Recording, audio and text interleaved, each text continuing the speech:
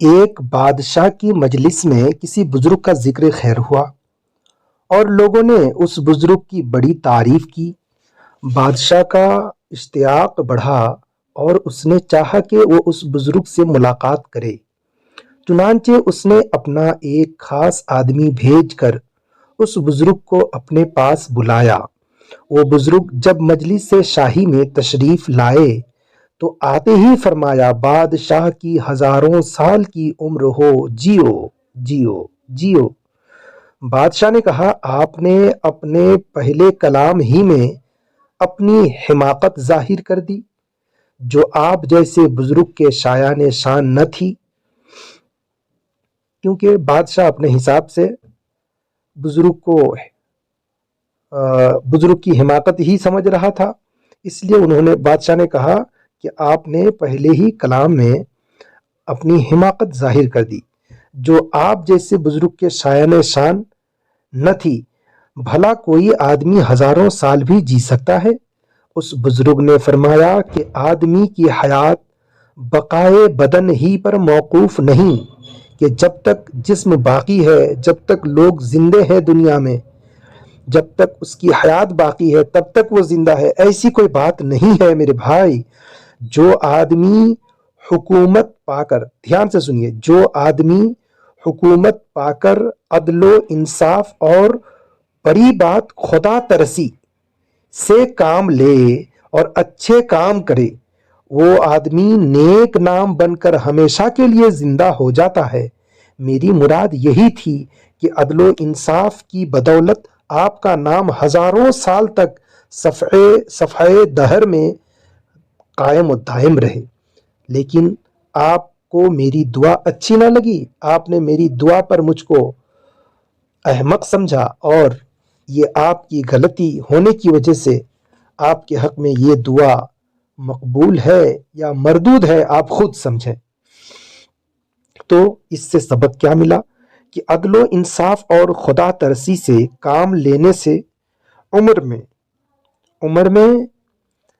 بھی بڑھتی ہے اور انسان مر کر بھی زندہ رہتا ہے۔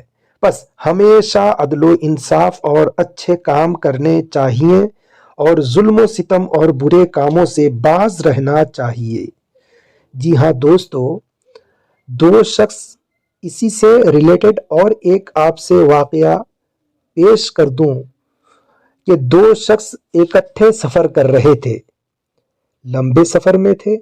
چلتے ہوئے راستے میں ان میں سے ایک نے ایک اشرفیوں کی تھیلی راستے میں پڑی ہوئی پائی۔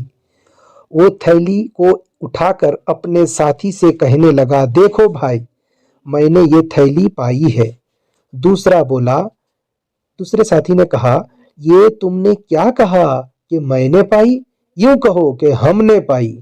میں بولے تو ایک آدمی، تو اکیلا پایا اور ہم لوگ دونوں ہیں۔